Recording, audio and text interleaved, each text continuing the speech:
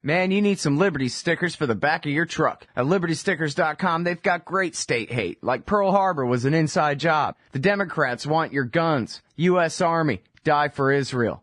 Police brutality, not just for black people anymore. And government school, why you and your kids are so stupid. Check out these and 1,000 other great ones at LibertyStickers.com. And of course, they'll take care of all your custom printing for your band or your business at TheBumperSticker.com. That's LibertyStickers.com. Everyone else's stickers suck. All right, y'all, welcome back to the show. I'm Scott Horton. My website is scotthorton.org. Keep all my interview archives there. More than 2,500 of them now, going back to 2003. And you can find me on Facebook, Twitter, and YouTube at /Scott Horton Show. And our next guest is Chris Woods from the Bureau of Investigative Journalism. He wrote this thing back in November. It's okay, fine, shoot him. 4 words that heralded a decade of secret U.S. drone killings. Welcome back to the show, Chris. How are you doing? Thanks for having me on again, Scott. Well, thank you for joining us. I really appreciate it. And you said you had some breaking news for us right now on this very subject.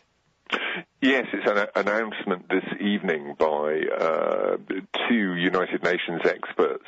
They've been discussing this for a while, but they've announced this evening that on Thursday there'll be a press conference here in London to announce the new civilian casualty investigation. This is the UN investigators looking at civilian casualties caused by U.S. covert drone strikes. And they've now said that they're following their investigation, they intend to present that to the UN General Assembly later this year. So that's quite an interesting development, and I think an indication of how much higher this is climbing up the international agenda now in terms of concerns about covert drone strikes and their use not just in Pakistan but in Somalia, Yemen, and perhaps soon in Mali as well if they've not already been used there. Mm-hmm. Well, you know, at the rate technology advances, I guess there are a lot of leaders of a lot of states out there who are looking toward the not-too-distant future and are quite afraid that these things are just going to be everywhere and out of their control. Absolutely, and I think this is, even officials within the Obama administration have raised concerns about the blueprint that's being laid down right now, and, if things are being carried out that you then later want other countries not to do, it's going to be very hard to turn around and wag your finger or demand that they stop if you've been doing it yourself for a number of years. And I think this idea of an international rulebook is an interesting one. And, of course, this week we've also seen the announcement that the Obama administration is going to have its own rulebook, or playbook as they call it, for targeted killings. But according to the Washington Post, the CIA is going to be exempt from that for up to 2 years to enable it to carry on its killing program in Pakistan. So it does seem like there's going to be a tightening up of the rules and even the publishing of a possible rule book on targeted killings, which, of course, most countries in the world believe to be illegal. There's only a handful of countries that actually carry out targeted killings and believe them to be legal. But even with the US's playbook, the CIA, we're told, is going to be exempt from that process for at least 18 months. Well, is there any question that it's illegal, the covert drone wars? And, I mean, never mind the obvious intervention in Afghanistan, that kind of thing. But when we're talking about Pakistan, Yemen, Somalia, is there any doubt that it's illegal what they're doing? That's why it's quote-unquote covert, right? Well, the U.S. government's position is that it's legal, and we tell you it's legal, and you just have to trust us and believe us. But we won't show you the legal basis for that decision that tells us that we can carry out these strikes legally. Because that's a secret. Yeah, they assert that it's legal, but they won't show us the legal basis and the legal findings that prove that that's so. And of course, there is split opinion. Some international lawyers say, well, it may well be legal, and there may be some legal basis to this, going back to the laws that were passed in the U.S. after 9/11, and some of the United Nations Security Council resolutions that were passed. There's some international lawyers say, well, yeah, there could be aspects of this that are legal, but that's a very split opinion. And of course, we've never had this in a court in the U.S., and we've never seen the legal basis published for these covert drone strikes, which leads many people to just assume that they're illegal, of course. Mm-hmm. All right, now, when you, well, I guess this is sort of a two-parter here. Can you tell us about, the casualties, your findings? I know you guys really did the most on-the-ground work on this, right? The numbers of dead from the drone war, I guess, first of all, in Pakistan, but then also I was wondering if you could explain how you define who counts as a militant and who doesn't. Because according to the New York Times, they count, the government counts a militant as anybody that they kill. But I think you probably have a different criteria. Well, we don't actually, I mean, the very term militant is an absolutely loaded question in a country like Pakistan. I've just come back actually from a long research trip in Pakistan and did manage to get into Waziristan for a few days with the Pakistan Army. So and that was fascinating, and into some of the villages where drone strikes have been carried out. So in terms of the numbers killed, overall numbers killed, we understand that a minimum of 2,600 people in total have been killed in Pakistan.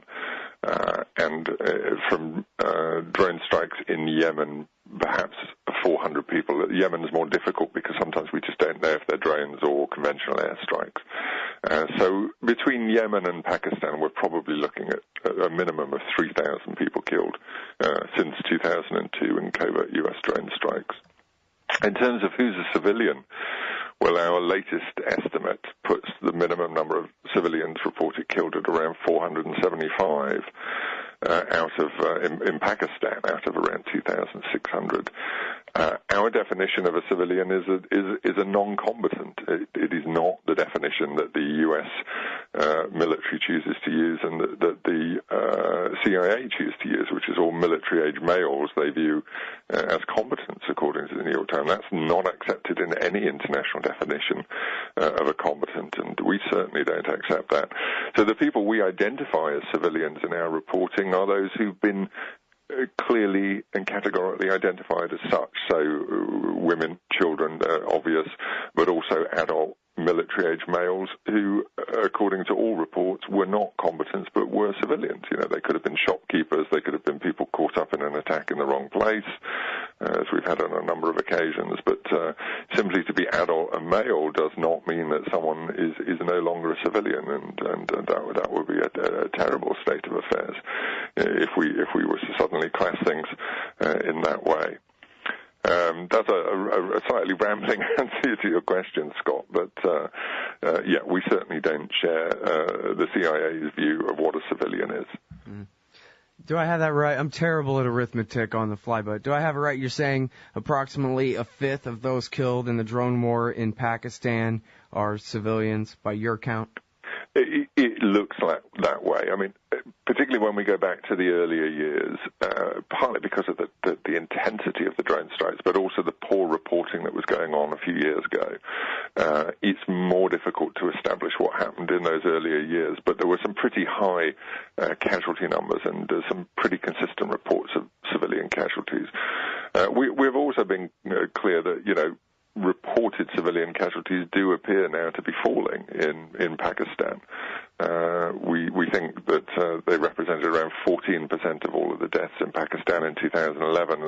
That may be as low as 2 or 3% in Pakistan last year. I think that is a result of the pressure that's been put on the administration and on the CIA and holding them to account for the civilians that they've been killing. And I think that's a positive result if the proportion of civilians being killed is falling.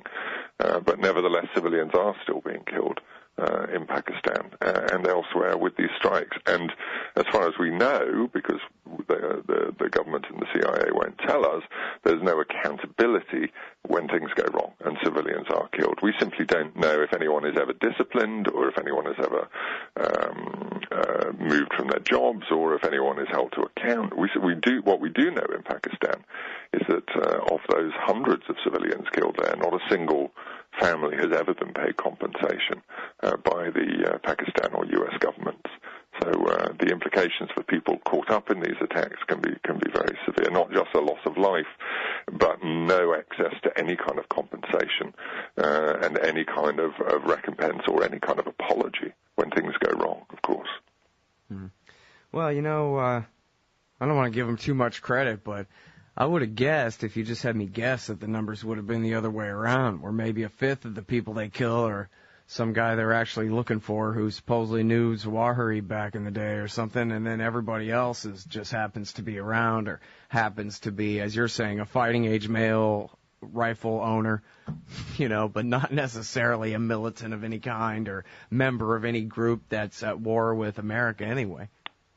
I mean, when civilians are killed in Pakistan, we tend to see quite different patterns of behavior from people. To put it bluntly, when militants are killed, there is often an indifference in local communities, partly because the militant groups tend to separate themselves off from local communities. Often there are foreign fighters there. And so when we have militants only killed or alleged militants killed in places like Pakistan by the drones, we don't tend to see a response from the local communities. When civilians are killed, however, you do tend to get very strong responses in the local communities. You get announcements from the local mosque. You'll often get protests and demonstrations, quite spontaneous. You'll have possibly retaliatory attacks against the army by the local people, not by militants, and so on.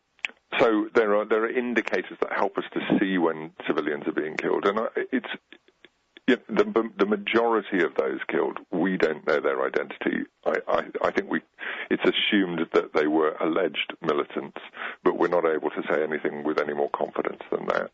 And in terms of named militants, well, we've been able to name around 200 militants killed in Pakistan out of 2,500 people.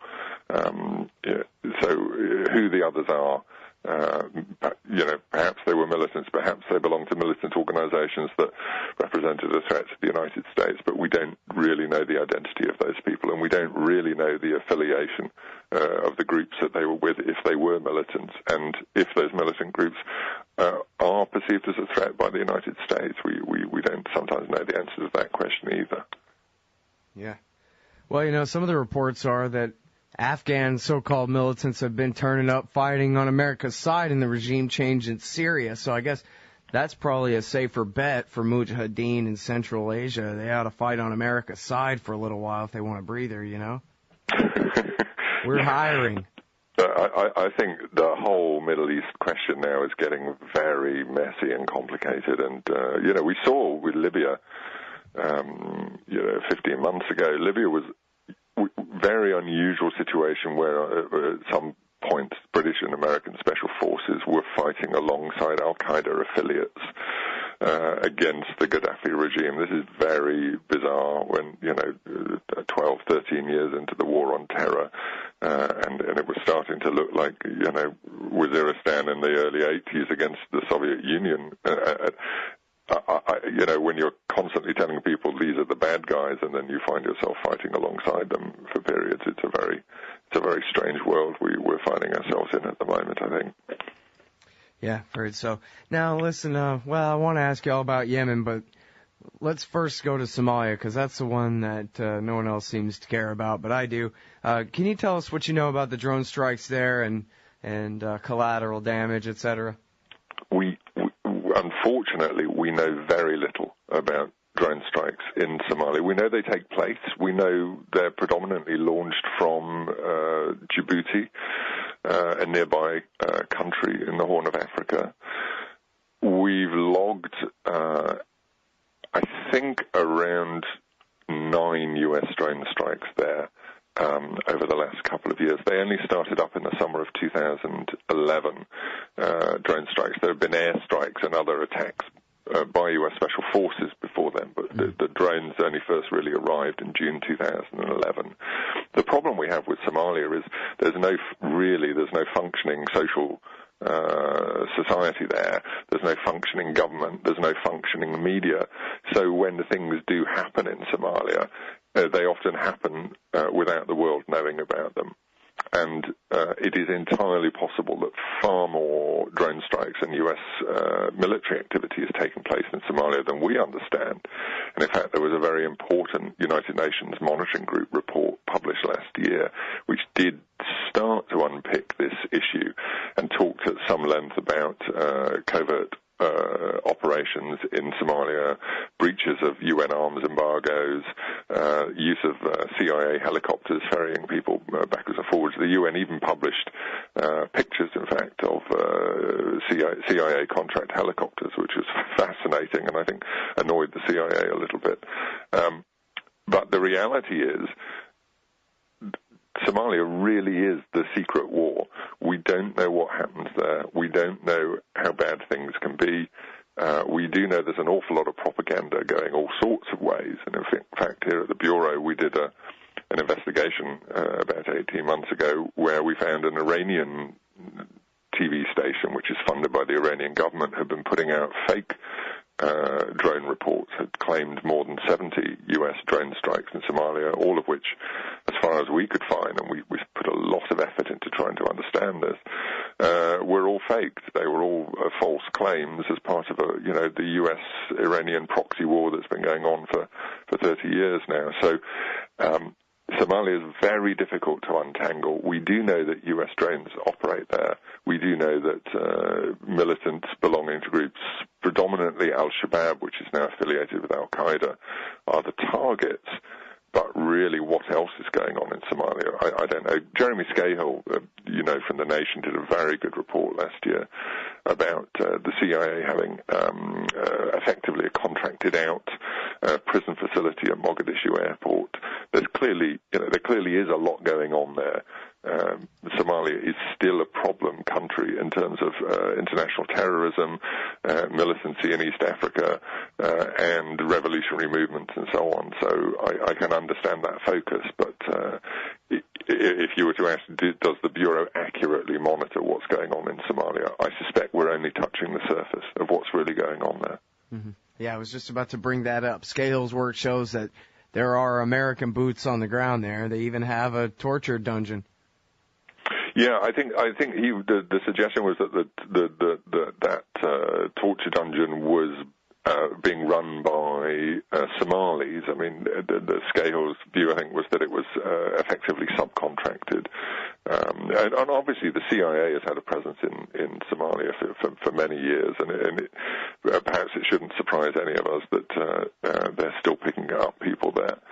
And, Al-Shabaab does represent a threat in the views of most Western governments to Western institutions and to Western nations. So I think you can understand their focus on it, but what's actually being done there, I think very few people actually know, and they're certainly not telling us.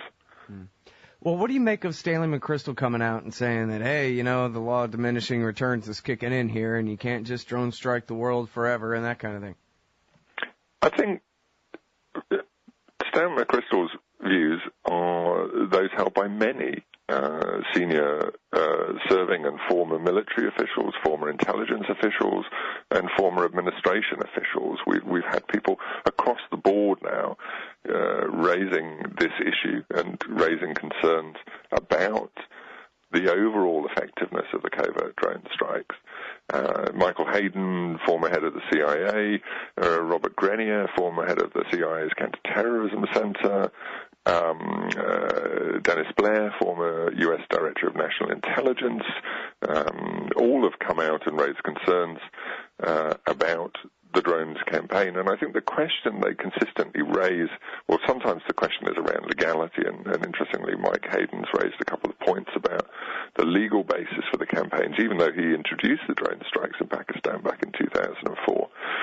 But I think also the focus of a lot of these former officials is you can have a tactical success with a drone strike, but how are we measuring the strategic success? If, as one analyst put it a while back, we're simply mowing the grass in places like Pakistan, you keep killing militants and they keep being replaced. What if, in the long term, you are creating more problems than you're solving? And who is measuring that, and who is making that decision about whether these strikes are actually effective? And I think Stan McChrystal raises an interesting point. And I think, soldiers are particularly generals, people of McChrystal's level, they have to be able to get out of wars wars. I mean, that's part of their job. They not only have to fight wars, they have to work out when a war is over and how you get out of it. And I think this concern among former and serving officials is this idea of perpetual war, of how do we end this war? Are we really in now for a war that's 20, 30, 40 years long, and a hot war, not even a cold war as we had with Russia, or rather the Soviet Union 20 years ago, that ended 20 years ago, but a hot war. How do we manage a war of that intensity? And do we want a permanent war? I mean, how do we get out of it? I think those are the questions that are being asked in a lot of officers' messes and a lot of political backrooms at the moment. It's not really being expressed publicly, I think, but I think the concern is there. Well, that's probably the best news I've heard all day, or maybe in a long time. Any of them want an end to this rather than to just keep holding their job doing what they're doing. And speaking of which, can you tell us real quick what you think about the move to make John Brennan the head of the CIA? And what role that's going to have in the future, the short-term future of this policy? Yeah, I mean, clearly John Brennan has the confidence of President Obama. He's been his chief counterterrorism advisor for the past 4 years. He has been absolutely instrumental in Obama's counterterrorism strategy. He has the support of a lot of people. I don't have an opinion directly on Brennan myself.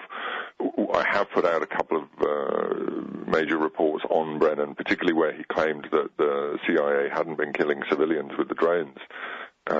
He claimed that back in June 2011, and we really did come quite heavily on that and present the CIA with a list of several dozen civilians they'd killed in that time window. And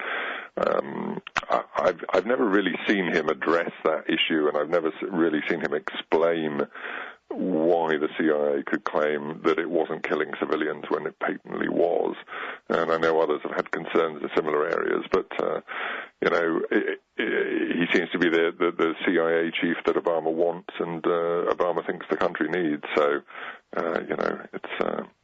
it'll be interesting to see his confirmation hearings and whether the Senate will really get into this question of the drone strikes and the legal basis. There have been some interesting noises from some senators and congressmen and congresswomen in recent weeks.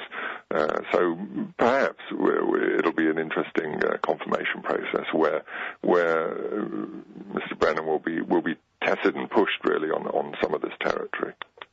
Yeah, well, we'll sure have our eyes glued to C-SPAN during that one, that's for sure. All right, well, thanks very much for your time, Chris. I appreciate it. It's a pleasure. Thanks, Scott. That's Chris Woods from the Bureau for Investigative Journalism. The website is thebureauinvestigates.com. Lots of great work there. Please go and check it out. Hey, y'all, Scott here. First of all, thanks to the show's sponsors and donors who make it possible for me to do this. Secondly, I need more sponsors and more donors if the show is to continue. ScottHorton.org/donate has all the links to use PayPal, Give.org, Google Wallet, WePay.com, and even Bitcoins to make a donation in any amount. You can also sign up for monthly donations of small and medium-sized amounts through PayPal and Give.org. Again, that's ScottHorton.org/donate for all the links. To advertise on the site or the show, email me, Scott@ScottHorton.org. And thanks. The Emergency Committee for Israel, Brookings, Heritage, AIPAC, WINEP, JINSA, PNAC, CNAS, the AEI, FPI, CFR, and CSP. It sure does seem sometimes like the war party's got the foreign policy debate in D.C. all locked up. But not quite. Check out the Council for the National Interest at councilforthenationalinterest.org. They put America first, opposing our government's world empire, and especially their Middle Eastern madness. That's the Council for the National Interest at councilforthenationalinterest.org. Hey, y'all, Scott Horton here, inviting you to check out wallstreetwindow.com. It's a financial blog written by former hedge fund manager Mike Swanson, who's investing in commodities, mining stocks, and European markets. Wall Street Window is unique in that Mike shows people what he's really investing in and updates you when he buys or sells in his main account. Mike thinks his positions are going to go up because of all the money the Federal Reserve is printing to finance the deficit. See what happens at wallstreetwindow.com. And Mike's got a great new book coming out, so also keep your eye on writermichaelswanson.com for more details. Hey ladies, Scott Horton here. If you would like truly youthful, healthy, and healthy-looking skin, there is one very special company you need to visit, Dagny & Lane at dagnyandlane.com. Dagny & Lane has revolutionized the industry with a full line of products made from organic and all-natural ingredients that penetrate deeply with nutrient-rich ionic minerals and antioxidants for healthy and beautiful skin. That's Dagny & Lane at DagnyandLane.com. And for a limited time, add promo code SCOTT15 at checkout for a 15% discount. Hey everybody, Scott Horton here, inviting you to check out the Future Freedom Foundation at FFF.org. They've got a brand new website with new and improved access to more than 20 years worth of essays promoting the cause of liberty. And FFF's writers, including Jacob Hornberger, Jim Bovard, Sheldon Richmond, Anthony Gregory, Wendy McElroy, and more, aren't just good. They're the best at opposing and discrediting our corrupt overlords in Washington and their warfare, welfare, regulatory police state. That's the Future Freedom Foundation's new and improved site at FFF.org.